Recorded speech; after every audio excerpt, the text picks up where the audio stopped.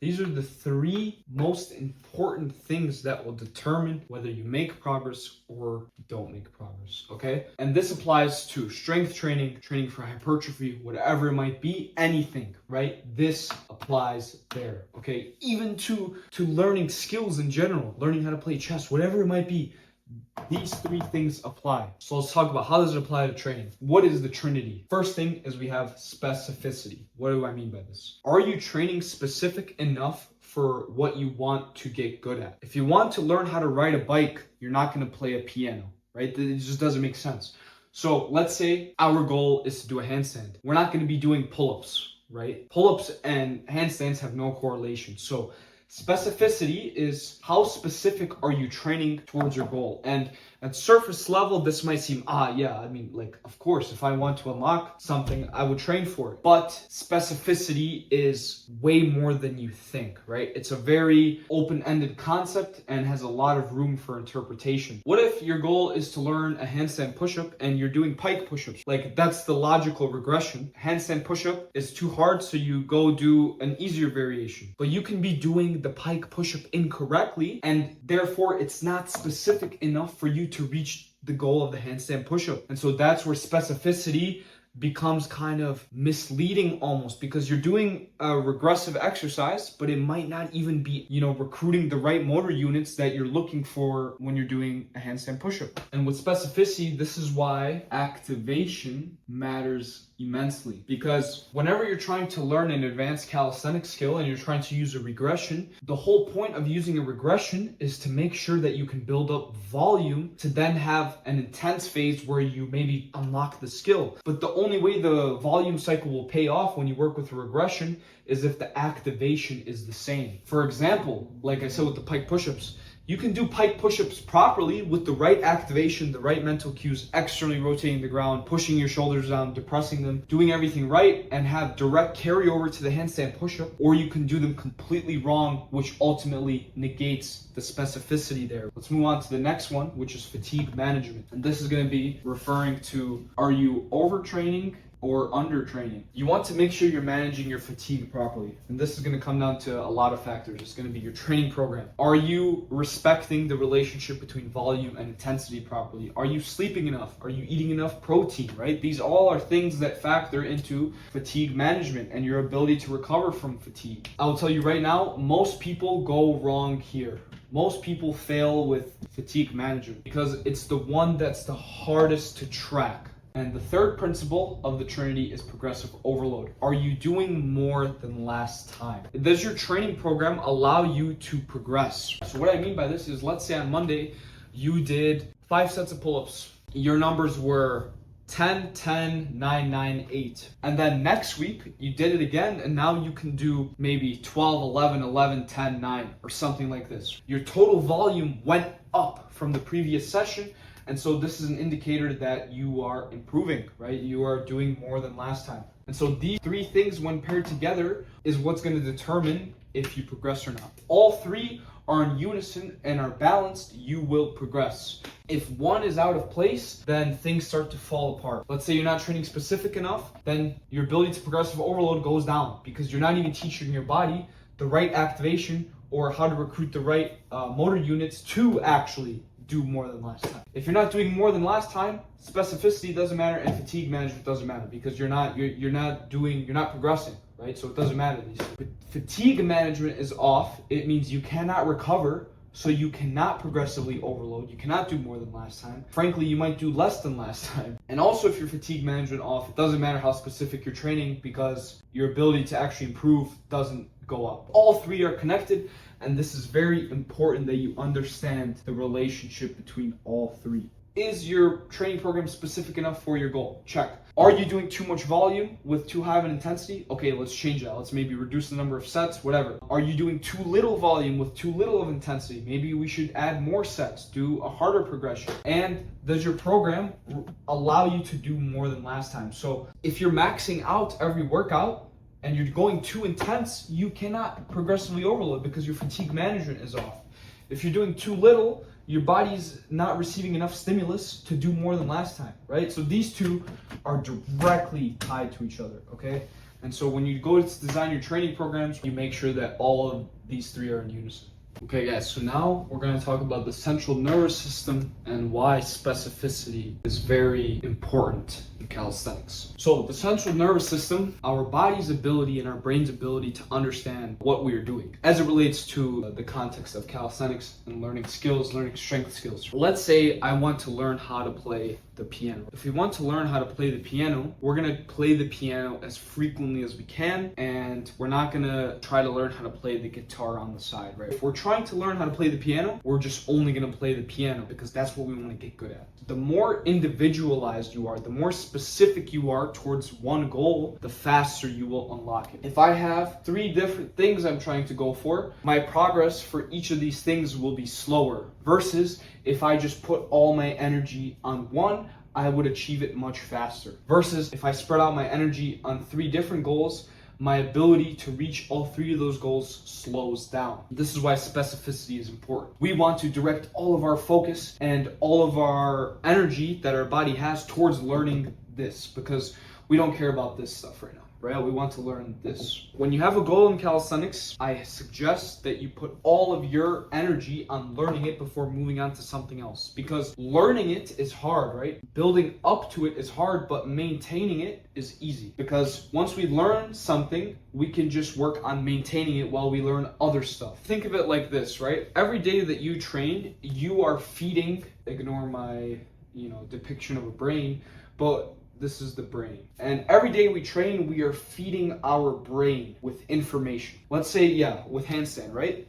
We kick up and you lose balance. You don't know how to hold a handstand. But every day that you train it, your brain is starting to learn, okay, how do I activate my wrists and muscles in my forearms to contract at the right time and contract the right amount of force to hold this balanced position. Every time we train, we give information to the brain, and then we sleep and it saves that information. So sleep saves information from that training day, and then the next day we try again and we improve. This is our central nervous system at work. Every day we train, we feed information to our brain, we sleep, we save that information, and now we go again. And it's just a self-feedback loop. And this is how we ultimately progress, right? When we try to hold these weird skills like the one-arm handstand or planche, when we first try them, our body's like, whoa, what the fuck is going on? We've never done this before. Your brain has no clue what to do or what things to activate. But as you train and feed it more information over months and months, then you start to be able to do the skill with ease. And that's a direct reflection of our central nervous system learning the movement.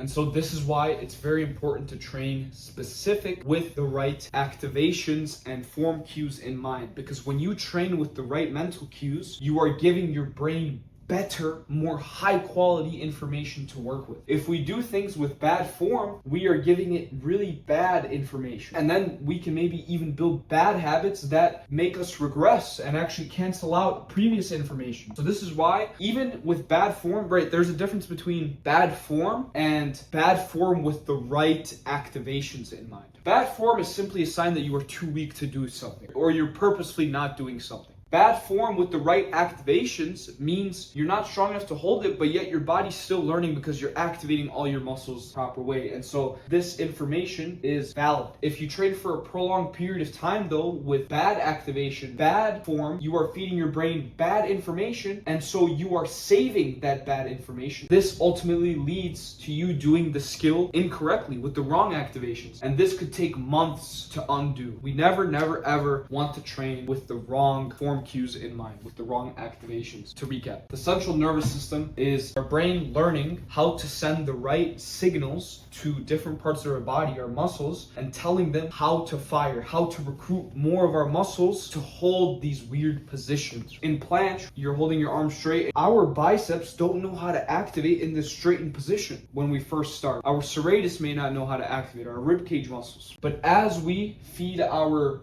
brain with more information from training, it starts to learn, it starts to understand, okay, this is how my bicep needs to flex, this is how my glutes need to activate. And then your progress goes, your body starts to understand, starts to optimize itself, optimizes recruiting motor units from our contractile tissue to be able to hold the movement. This applies to strength skills, balance skills, whatever it might be. The central nervous system is at the head of it all. It tells our body how to properly function to execute the goal we want our brain to achieve. Specificity determines the quality of information we are feeding our brain to then learn from and improve. You guys have probably heard the term mesocycle from powerlifters or weightlifters or gymnasts even. Periodization simply refers to, as you can probably guess from the name, is periodizing cycles in your training. So oftentimes people will have mesocycles for volume, mesocycles where it's more focused on intensity. So to understand periodization, we'll start with understanding volume and intensity. So volume refers to the total workload that we did in our training. Let's say we were doing bench press today and we did 5 sets of 5. We did a total of 25 reps. So that would be considered our volume. Our intensity is referring to the percentage of our 1 rep max that we worked with. Let's say we did 5x5 bench with 80% of our 1 rep max. 80% is a pretty high percentage related to 1 rep max. So that means those sets were relatively intense. And so by this graph, we can see that volume and intensity have an inverse relationship. As intensity goes up, volume must go down. This is the simple law of kind of training and keeping your body from getting overtrained or undertrained. If we look here where intensity is low and volume is low, this cannot coexist, right? We cannot have volume be low and we cannot have intensity be low, because then your line is here, which means you are below where they intercept. So our goal when we construct training programs is to work around this area. We want our volume and intensity to be relatively close to this area. If our volume and intensity match up down here, it means we are missing all the stimulus that we could be benefiting from. Same thing goes for being up here. If our volume is high and our intensity is high, we will be in an overtrained state. Our goal is basically to construct training programs that are close to this middle point where volume and intensity intersect in the middle. If our volume is too low in our training program as well as low intensity, we will be in a state of undertraining. So we are basically not getting the best possible gains that we could be getting. This applies both to hypertrophy training and strength training, and vice versa too. If we are training with super high volume and super high intensity, we will be in a state of being overtrained, which is going to have progress go down. Okay, we do not want this. And surprisingly enough, when it comes to calisthenics static skills, I think most people are in this area. Most people overtrain. It's very easy to overtrain, but I will get into that later. Let's talk about periodization. So I have 2 kind of sketches here. One has volume first, then intensity, then volume. One has intensity, then volume, then intensity. Why is the first one better? And so this is why it's important to build volume with a progression or a weight that allows you to do a decent amount of repetitions or a decent amount of volume. Because if you're working with really high intensity and high volume, you will be in a state of overtraining and vice versa. Our goal is to not do this. We do not want to start with something that's way too intense for us, then do volume, and then do something way too intense. It's like doing this. You go to the gym for the first time and you try to bench 225. And you keep attempting it. The bar goes down, try to push up, it never goes up. But hey, who knows? Maybe in 5 trainings you'll manage to move it an inch. But this is horrible when it comes to strength training, training for hypertrophy, anything. So we never want to start with something intense and then do volume and then something intense again. This is no. We want to build a foundation with a weight of progression or a load that allows us to do a decent amount of volume so that our body can learn, adapt, and then we push the limits by getting more intense, and then we even out again. And as you can see, let's say we were doing 10 pounds on overhead press, right? We got it up to 20 reps. Then we did an intense phase where now we're working with 30 pounds. And now our volume is the same as it was here, but with a higher weight. Do you see what I'm kind of trying to show you guys here? You should always work with an easier progression before making that intense leap to the next level. So remember, always build a strong foundation with some sort of easier progression or weight, then do an intense phase where you push the limits, and then even out again, do another volume cycle, push the limits again, even out again. You do 4-week volume cycles where you're mainly focused on working with relatively higher rep ranges, but an even amount of intensity. So you're working in the perfect sweet spot, right? Not overtraining, not undertraining. And then you bump up the intensity and lowered the volume, right? So in the volume phase, volume's high, intensity's low. You build a foundation, you let your body adapt, and then you raise the intensity with this foundation that you built of volume. You raise the intensity and you lower the volume, and you try to see how much you can push your body to the limit, right? Because you have the foundation to do so. And so this is what I want you guys to understand when it comes to these two concepts, or three concepts. So let's say we start with one ugly handstand push-up, right? This is where we're starting, right?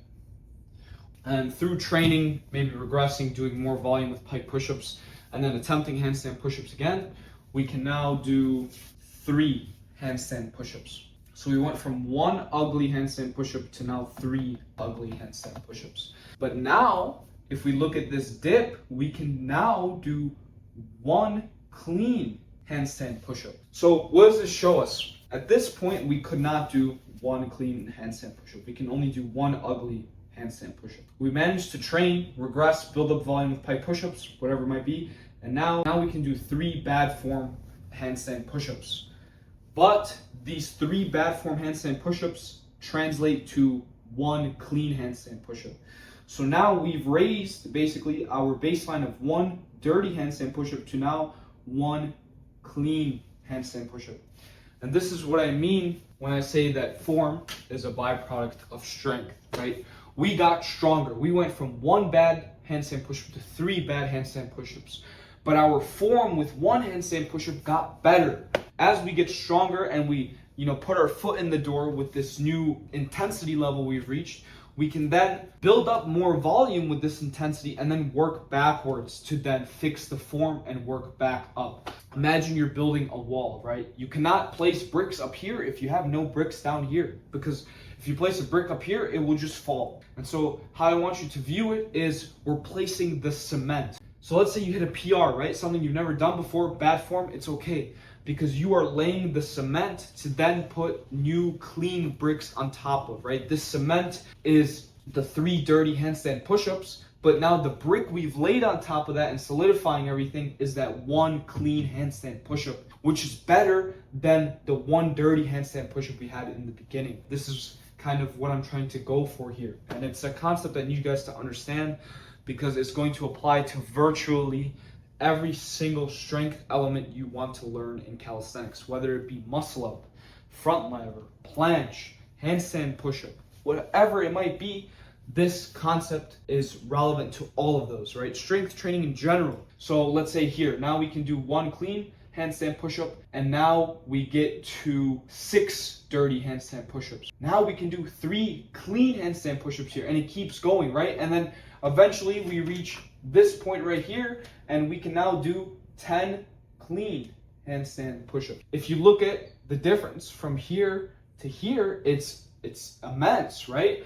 But throughout the process, we did volume cycles, then intense cycles, where form might have broken down, but it's okay because we are pushing new limits, right? So form is supposed to break down, okay? And this doesn't mean that you should always train with bad form. There's a time and a place when your form it's okay for your form to be bad. But most of the time, you always want to train with the right mental cues, always trying to reinforce the right form. This is a very important concept you guys need to understand.